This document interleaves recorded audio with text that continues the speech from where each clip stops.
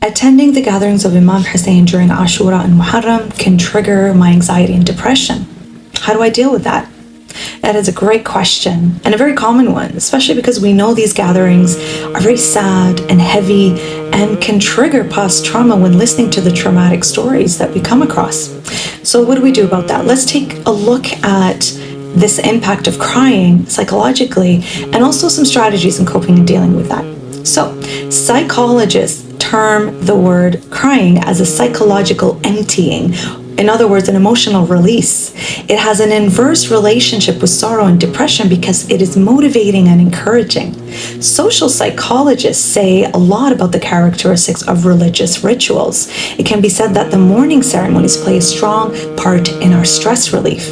And we see a really interesting study by Shahid Chad University of Ahvaz, where their participants who were clinically depressed showed a significant reduction in depression on a post-test after attending the morning gatherings of Muharram the first 10 days. Why is that, do you suppose? Well, we know in general psychological research that when a tear is released, especially a tear that is related to negative emotions such as sadness, such as frustration, anger, and so on and so forth, there are chemicals and toxins that are released out of our body. Hence why you feel good after a good cry. So, if after this you still feel that it may be too hard for you to attend, that is okay. Give yourself the permission not to attend and not worry about the judgment of others. In fact, there's so many other ways that you can show your love and mourning during this time in participating in so many beautiful events that we have these days, such as charity, such as cooking and giving to the homeless and the poor, lots of blood drives, my goodness, so much all over the world.